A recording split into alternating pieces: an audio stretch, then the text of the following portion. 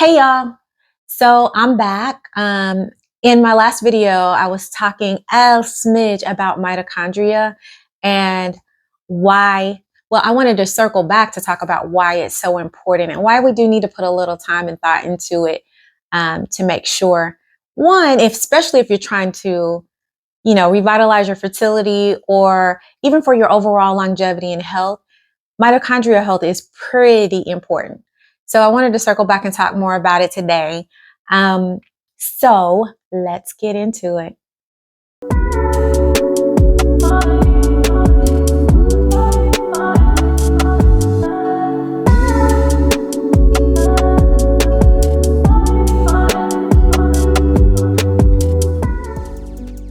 So one of the reasons why mitochondria affects specifically fertility with women is that it's directly correlated with your ovarian function, your ovum, your eggs, the maturation and the fertilization. So if your mitochondria is not doing well, if it's not healthy, then a lot of times your eggs will not completely mature and fertilize. So if you're like me and you've had IVF and you've had, 10 eggs and then only 5 of them mature, you're like, what? Why are only 5 maturing? Well, a lot of that can be contributed to mitochondrial health. So that is something that we need to focus on, right? And of course, if they're not mature, then they don't fertilize. Period. An immature egg just doesn't fertilize. So overall, as we age, there's a decline in our mitochondria. So of course, our mitochondria is the powerhouse of every cell, but if it's declining, that means that we're not operating optimally. So that also means that your eggs won't be operating in optimal health. So we do need to give it some focus and attention, right? Makes sense. Besides age, there are other factors that can affect your ovarian health. So drinking, smoking, poor diet, no exercise, all of that can affect your mitochondrial health. That can affect the amount of mitochondria that we have and the quality of it. That's why doctors will tell you that while you're trying to conceive, you might want to significantly reduce your smoking. You might want to significantly remove your drinking. Actually, stop smoking, remove your drinking, and then pick up some type of gentle exercise like yoga, Pilates, walking, and then also focus on your diet, because all of those will help with build your mitochondria, make it better, and produce more of it. So there are like 10 solid ways that you can increase your mitochondrial health overall, but specifically for your eggs. Eggs take about 150 days to go from first of the cycle to the end, like their whole process. So in my head, I know doctors always say 90 days, but I'm like always thinking 5 months, 5 months, 5 months, right? So I can get everything tip top. Whatever I'm introducing, I'm like 5 months, that first egg, the first egg is catching all of that goodness that I'm adding to my body. So whether it's exercise, which I did start back walking again, and it feels amazing. Whether it's walking, doing yoga, acupuncture, you want to think about all of that. But specifically for your mitochondrial health, which all of those affect your mitochondrial health actually, but specifically for your mitochondrial health, the first thing we probably would do, and you hear every fertility specialist that I know of, they always say start with CoQ10. They're always saying CoQ10 to boost your ovarian health. So again, I take 600, sometimes 800 milligrams of CoQ10. I take the ubiquinol form because it's easier to absorb, for your body to absorb. In addition to that, there's a vitamin called PQQ, and it's like the perfect combination with CoQ10. They both go straight to the mitochondria. They do other things, because keep in mind, CoQ10 also is great for your heart. It's good for your any cardiovascular issue. It's great for that. But again, it's great for everything because it's working for your mitochondria health. And so anyway, PQQ goes along with CoQ10 extremely well. And so the ubiquinol form of CoQ10, and I don't have the pills today, but the CoQ10 is red. for the Kaneka form of CoQ10, it's ubiquinol. That one is red. And then the PQQ, if you're looking for a supplement, always look for an orange. It's an orange supplement. So if you see something that's pink, it's been diluted with a filler, and you really want it to be like a nice deep orange color. So PQQ, and then vitamin D is great to take with CoQ10 because it helps you absorb it better. Now, I always have this like trifecta of vitamin D, vitamin C, and vitamin D, vitamin C. To me, they go together, and then I smother in a vitamin E there also. But B vitamins are going to be excellent to help build your mitochondria and to help build your mitochondrial health. So again, we're just trying to go after getting our eggs healthy so we can be in optimal shape and have the best chance of a successful fertilization and a successful pregnancy, right? So then one of the other things that is important, and you'll see this it starts with the egg, is R-lipoic acid. It is extremely good. Now, I also take it for other reasons, but it's great for your ovarian health. It's going to go straight for your mitochondria, and it's great. And I take it twice a day most days, unless I'm busy. Like, I've come to this conclusion that if anything is taxing for me to do, you never want it to be taxing for you to take the supplements. You want it to be, hey, I want to do this, and you just create a schedule and it kind of falls, where it's supposed to. If it becomes taxing, although you need to take some good stuff, you don't want it to become something that you feel like it's like a chore to take a pill. So anyway, R-lipoic acid is the reduced form of alpha lipoic acid. So I always take the R-lipoic acid because it's a little bit stronger, easier for your body to absorb. It's just great for you. It's a little more potent.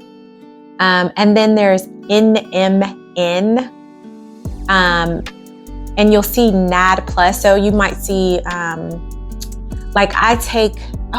I do have this on I have this on my desk. This is Life Extension's NAD+.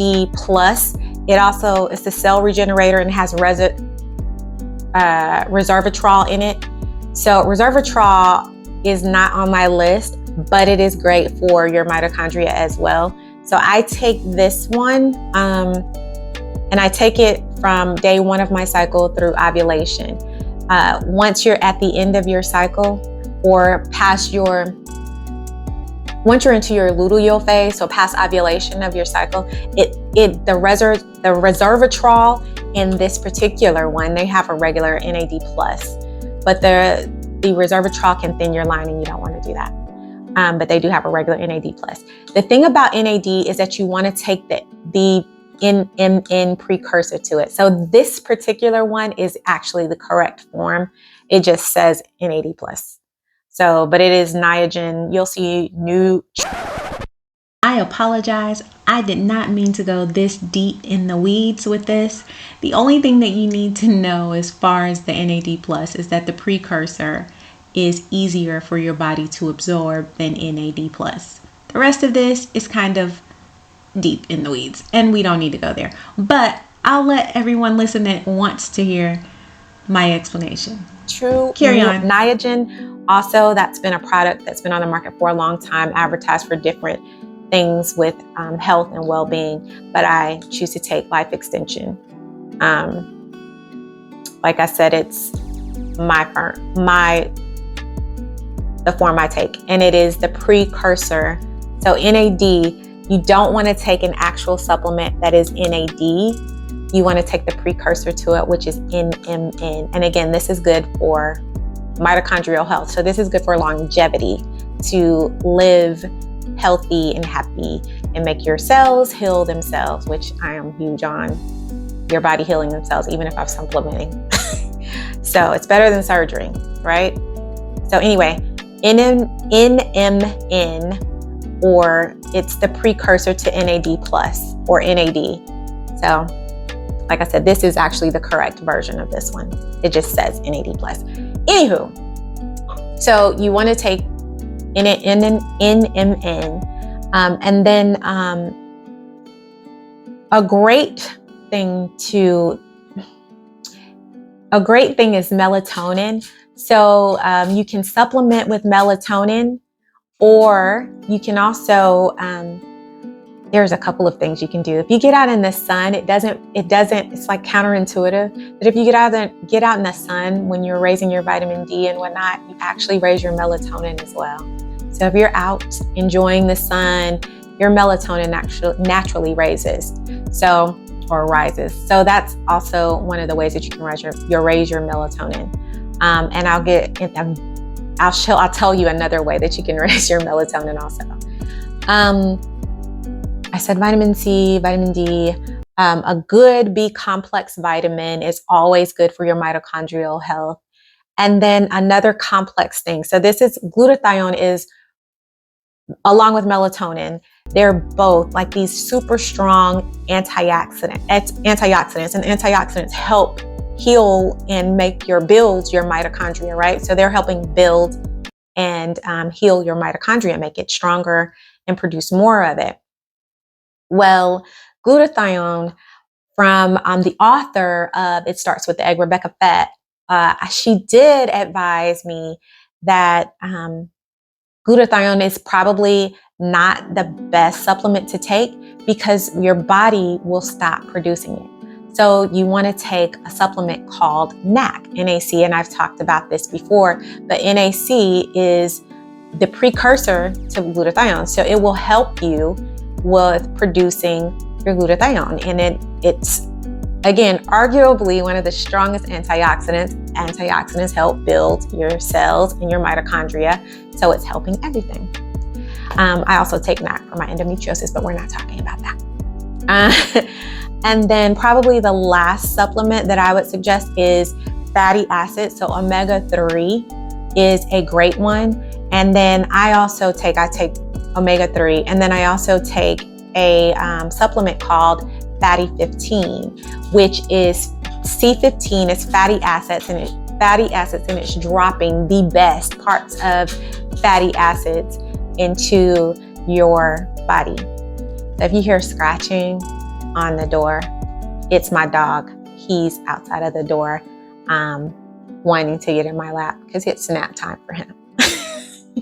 Anyway, so one of the things, so that's the last supplement that I would suggest.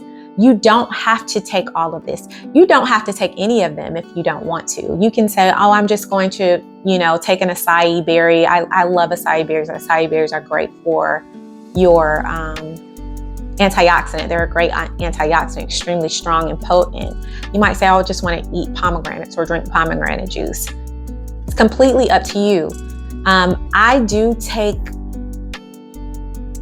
all of these. And the reason that I do, again, I am 45 now, and I am trying to give my fertility the best shot that I can. So I do take all of these supplements, and I take more than this because I want to give my body the best shot at still being fertile at 45 years old. So one of the other things that I do daily, every single night, and sometimes every single morning, not every single morning, but I do it every single night, and sometimes certain mornings I will get up and do a near infrared light. So I have a near infrared light belt, and it's a high quality belt. I'm not saying go out on Alibaba or something, get, just any near infrared light, but you need to get a quality near infrared light. And I do use that on my abdomen every single day. So it will help your skin if you put it on the setting that is for skin, but it goes deeper. If you have a good quality one, they'll go, I believe it's 8 centimeters deep, depending on your body, I'm sure but my ovaries are right there. So I'm doing that because infrared light or near infrared light, it also raises ATP.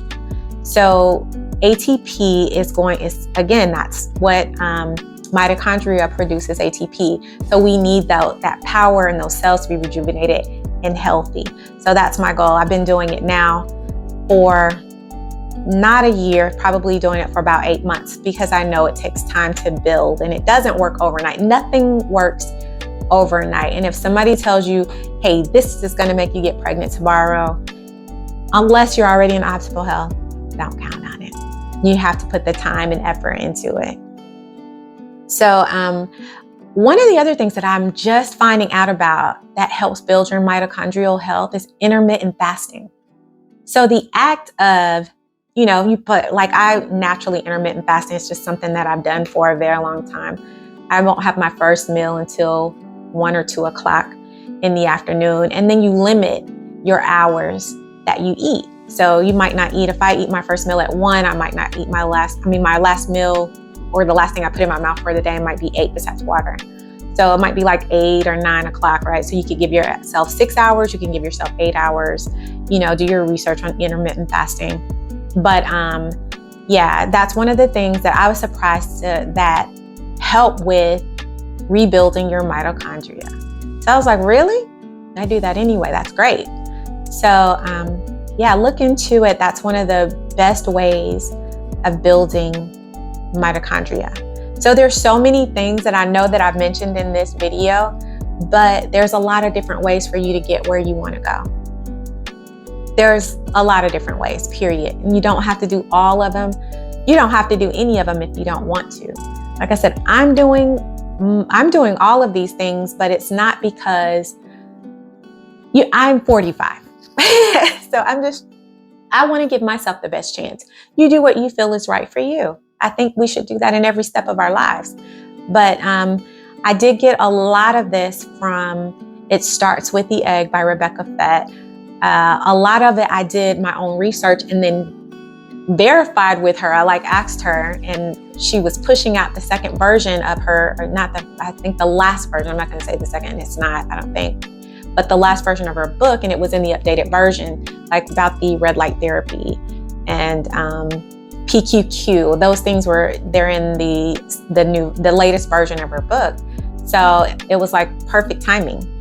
So do your own research. I do suggest that you get the book, It Starts With the Egg by Rebecca Fett. It'll pinpoint down to what your issues are. If you have any issues, anything that you're concerned about, it'll give you a lot of insight about what you need to do next. So I'm doing what I need to do next. Yeah, the dog is barking at another dog. So you make sure you're doing what you feel you need to do for your body, just as I'm doing what I feel like I need to do for mine. You may not need to do everything that I do. And I suggest you do your own research, talk to your doctor, and figure out what is going to work for you. All right. So I'll see you next time. Bye.